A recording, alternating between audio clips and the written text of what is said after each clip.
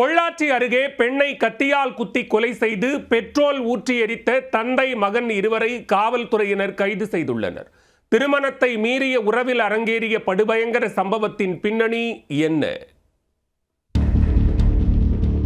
திருமணத்தை மீறிய உறவில் பிரச்சனை ஏற்பட்டு தன்னுடன் பழகிய பெண்ணை எரித்து கொலை செய்த நபர் போலீசிலிருந்து தப்பிக்க தந்தையோடு சேர்ந்து சதித்திட்டம் தீட்டியிருக்கிறார். கத்தியால் குத்தி கொன்று ஆட்கள் நடமாட்டம் இல்லாத காட்டுப்பகுதியில் பெண்ணின் உடலை எரித்து தப்பிய கொலையாளி போலீசில் சிக்கியதன் பின்னணி என்ன? பொள்ளாச்சி அருகே உள்ள கிணத்துக்கடவு சென்றாம்பாளையம் பிரிவு அருகே உள்ள காட்டுப்பகுதியில் எரிந்த நிலையில் பெண் சடலம் ஒன்று கிடப்பதாக வழியாக சென்றவர்கள் காவல் நிலையத்திற்கு தகவல் கொடுத்துள்ளனர்.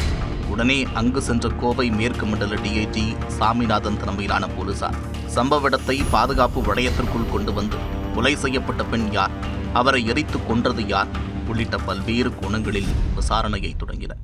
கைரேகை நிபுணர்கள் மற்றும் தடயவியல் வல்லுநர்களை வரவழைத்து கிடைத்த தடயங்களை சேகரித்த போலீசார் கோவை கிணத்துக்கடவு சாலையில் பொருத்தப்பட்டுள்ள 120 கண்காணிப்பு கேமராக்களின் காட்சி பதிவுகளையும் ஆய்வு செய்தனர். அதில் பொள்ளாச்சியைச் சேர்ந்த பழனிமுத்து என்பவர் வசமாக சிக்கினார். சம்பவ இடத்தில் உள்ள செல்போன் டவரில் அவரது மொபைல் எண்ணும் பதிவாகியிருந்தது. இதனையடுத்து பழனிமுத்துவை தனிப்படை அமைத்து சுற்றி வளைத்து பிடித்த போலீசார் பலத்த பாதுகாப்போடு காவல் நிலையத்தில் வைத்து விசாரித்தனர். ஆரம்பத்தில் எரித்து கொலை செய்யப்பட்ட பெண்ணுக்கும் தனக்கும் எந்த தொடர்பும் கிடையாது, தான் ஒரு அப்பாவி என்று நடித்தவர் போலீசாரின் அதட்டலில் ஒரு கட்டத்தில் உண்மையை ஒவ்வொன்றாக கூறியுள்ளார். பொள்ளாச்சி ஜம்மீன் கொட்டாம்பட்டியைச் சேர்ந்த சங்கீதா என்பவருக்கும் கைதான பழனிமுத்துவுக்கும் கடந்த 3 ஆண்டுகளாக திருமணத்தை மீறிய உறவில் பழக்கம் ஏற்பட்டுள்ளது. ஆம், அந்த சங்கீதாதான் தற்போது எரித்து கொலை செய்யப்பட்டவர். காதல் கண்ணை மறைக்க காதலனுக்காக வீட்டை விட்டு வெளியேறிய சங்கீதா பழனிமுத்துவோடு கிணத்துக்கடவு பகுதியில் வாடகை வீட்டில் ஒன்றாக வசித்து வந்தார். ஆரம்பத்தில் அன்பாக நகர்ந்த அவர்களுக்குள் போக போக விரிசல் விழுந்தது.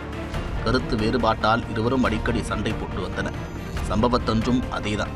இருவருக்கும் ஏற்பட்ட தகராறில் கடும் ஆத்திரமடைந்த பழனி நிதானத்தை இழந்து கத்தியால் சரமரியாக வரை குத்தி கொலை செய்திருக்கிறார். பின்னர் போலீசிலிருந்து தப்பிக்க தந்தை குருநாதனுடன் சேர்ந்து சதித்திட்டம் தீட்டியிருக்கிறார்.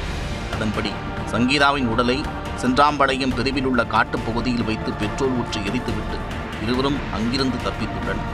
எல்லாம் முடிந்தது, இனி போலீசில் சிக்க மாட்டோம் என்று நினைத்துக் கொண்டிருக்கும் போது தனிப்படையினரின் விசாரணையில் இருவரும் சிக்கினர்.